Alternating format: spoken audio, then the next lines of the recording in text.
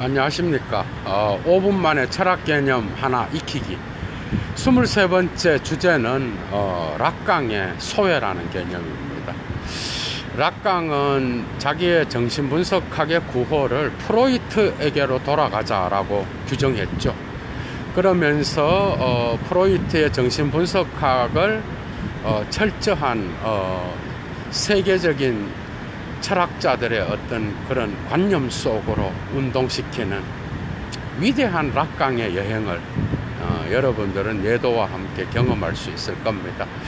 사실 헤겔이 썼던 이 소외 개념 마르크스를 통하여 다시 락강에게로 유입됩니다. 이 소외는 철저히 락강이 초기에 자아에 대한 어떤 그 거울 단계를 이야기하면서 소외라는 개념을 사용하는데 헤겔의 이 페얼프렘둥을 락강은 알리에나시옹으로 번역하죠. 이 소외는 철저히 거울 단계를 여러분들이 이해해야 됩니다. 프로이트는 초기에 자아의 분열을 강조했고 특히 꿈의 해석이라든지 그 다음에 무의식과 농담이라는 주제, 그 다음에 성이론에 대한 세 편의 어떤 논문들, 여기에서는 자아의 분열을 강조하는 무의식을 이야기했다면 후기로 가면서 쾌락 원칙을 넘어서 그 다음에 특히 자아와 이드 마지막 쪽에서는 이런 이야기를 합니다. 프로이트는 후기로 가면서 특히 자아의 무의식의 통제를 이야기하는 윤리주의적인 어떤 그런 냄새를 풍기는데 어떤 이야기를 하는가 하면은 정신분석은 자아가 이들을 점점 정복해 나가도록 도와주는 도구이다, 이런 식으로 규정함으로써 자아심리학자들의 어떠한 그러한 안정된 자아의 무의식 정복을 마치 도와주는 듯한 그런 발언을 하게 되죠. 그래서 락강은 철저히 초기 프로이트에게 매료되었고 이러한 자아와 이드에서의 프로이트의 이런 발언을 락강은 다르게 해석합니다. 다시 말하면 얼마나 인간이 무의식적으로 균열되어 있다면 프로이트가 이러한 자아가 이들을 정복하도록 도와주는 도구가 정신분석이라고 했겠는가 라고 하는 수사학적 표현으로 이해를 하게 되죠. 그래서 락강은 생후 6개월부터 18개월 된 아이를 잘 살피면서 자기의 논문 나를 발견하는 거울 단계라고 하는 이 초기 논문을 발표하게 됩니다. 자, 여기에서 락강이 이 어린 아이가 자기의 태어난 아이가 거울을 보면서 몸짓을 하고 그 다음에 이 거울 단계에서 자기 자신을 저것이 바로 나야 라고 하는 의식을 하게 되는 그러한 그 아이의 어떤 그 놀이를 거울 속에서 노는 이 아이를 보고 자기의 자아 철학을 처음으로 구성하게 된다는 것은 많은 것을 시사합니다. 사실 락강이 이러한 어린 아이의 놀이를 통하여 보여주려고 했던 것은 그 보통 원숭이나 침팬지 이러한 동물들은 인간과 다르게 그 거울이 허상이라는 것을 알면 더 이상 관심을 가지지 않죠.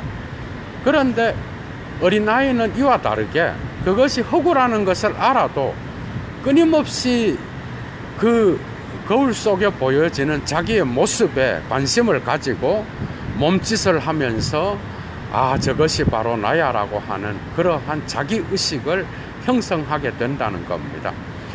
이것이 중요한 이유는 모든 인간이 이런 방식으로 자기를 의식하고 이것이 허상이라는 것을 알게 돼도 인간의 자아 형성의 출발점이 허구에 의존하고 있다라는 것을 이야기하려고 하는 것이죠.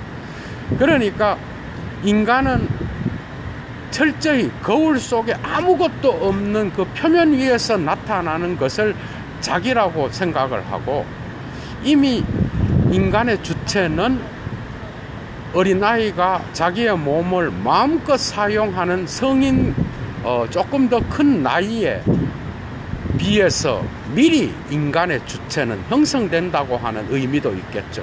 그러니 인간의 주체는 철저히 허구에 의존하고 있으며 거기에 사로잡혀 있고, 그것을 나라고 하는 자기 의식은 결코 자기가 아니지만 거기에 자기를 투사해서 거울의 표면에 비춰진 자기의 모습을 자기라고 의식하고 있다는 것. 이것은 철저히 현실이 아니지만 이 비현실을 그 아이는 자기라고 생각하고 끊임없이 자기 자신을 거울 속에서 발견하는 그런 모습으로 인간은 자기의식의 단계를 시작하게 된다는 거죠. 그래서 모든 인간은 이런 방식으로 어린아이의 거울 단계에서의 이러한 비현실 속에서 자기를 발견하는, 결국 해겔의 타자가 자기의식 안에서 자기를 의식하게 하게 하는 계기가 되었듯이, 락강 역시도 어린아이가 거울 속에서 자기를 봄으로써 비로소 그 타자를 통하여 자기를 의식하는, 그러나 그 타자는 결코 자기의 본 모습이 아닌 허상이라는 거죠. 환상이요. 이러한 환상이 인간의 주체 구성의 출발점이라는 것을 락강은 주장하려고 하는 겁니다. 이러면서 락강은 철저히 게슈탈트라고 하는 독일어 단어 형태라고 하는 것을 이야기하면서 인간의 정신적 주체는 육체의 형태가 전체를 구성하기 전에 이미 형성된다고 하는, 그러면서 프랑켄슈타인의 단절된 육체, 팔 없는 얼굴 없는 몸통, 이런 것들을 또 이야기합니다.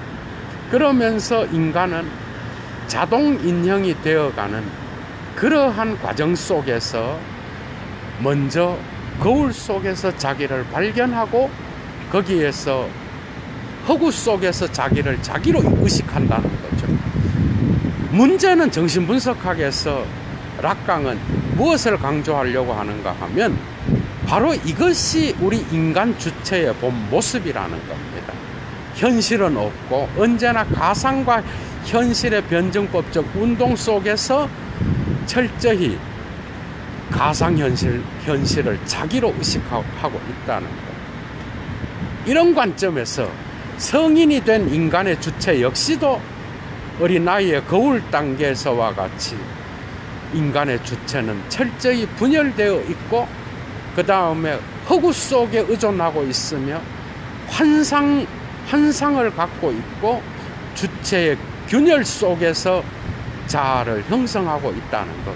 성인의 주체 역시 이러한 분열적 주체를 출발점으로 갖고 있다는 겁니다.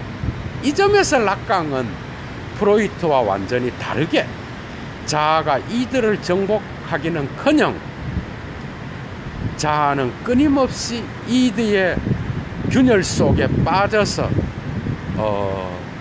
분열된 주체로서 살아갈 수밖에 없는, 그렇게 함으로써 이 상상계는 다시 언어를 통하여 상징계와 만나서 상호 주체적으로 간다는 것. 이게 락강의 철학입니다. 그러니까 락강은 철저히 어린아이의 거울 단계를 인간 주체의 형성의 출발점으로 보고, 그 허상에 사로잡힌 몸짓과 그 주변 세계를 어린아이는 자기의 세계로 의식하고 있는 것처럼, 인간 역시도 이런 방식으로 자동 인형처럼 자기의 주체를 형성하면서 이러한 주체의 균열을 벗어날 수 없는, 자기를 자기로부터 소외되어 있다라고 하는 이 알리에나시옹은 그래서 락강에게서는 정신분열적인 의미를 갖고 있다는 거죠. 그러니까 정신병원에서의 광기, 니체가 말했던 그러한 광기의, 푸코가 말했던 그러한 광기의 역사를 인간은 태어나면서부터 갖게 되면서 비로소 거울을 보면서 자기를 형성해 나가는 그런 인간의 출발점을 락강은 거울 단계에서 보여주고 있다는 것이죠. 그래서 거울 단계에서 스타드 디 미루아르라고 하는 이 거울 단계의 단계는 영어도 그렇죠. 스테이지 오브 미러인데 번역하면은 이 스테이지의 단계는 운동장이란 뜻도 갖고 있습니다. 경기장. 주체가 자기와 자기 안에서 자기로부터 분열되어서 끊임없이 이 서로와 투쟁하는 이 경기장이 바로 인간의 거울 단계에서의 그 단계, 스타드의 거울의 경기장. 거기에서 뛰어노는 인간이라는 거죠. 인간은 허구 속에서 살아간다는 겁니다. 여러분의 주체 역시도 이러한 허구로부터 출발하고 있다는 것을 락강은 가르쳐주고 있습니다. 정말 할 얘기가 많은데, 그래서 주체 속에서의 자기 분열 안에서의 끊임없는 고투와 균열과의 싸움, 이것이 바로 인간의 주체 형성의 출발점이라고 하는 거죠. 자기는 언제나 자기 분열을 통하여 자기를 의식합니다. 그죠? 여러분들 많이 한번 생각해 보세요. 이러한 락강의 거울 단계에서의 알리에나시옹, 소외라는 이 개념, 여러분들 어느 정도 잘 이해했을 줄로 믿습니다. 좋은 하루 되시고요. 예도의 23번째의 락강의 소외라는 개념 마치겠습니다. 좋은 하루 되시고, 아직 구독 안 하신 분 예도TV 꼭 구독해 주시고 많이 성원해 주시기 바랍니다. 24번째는 아주 재미있는 주제로 또 여러분들을 만나겠습니다. 예도는 물러갑니다.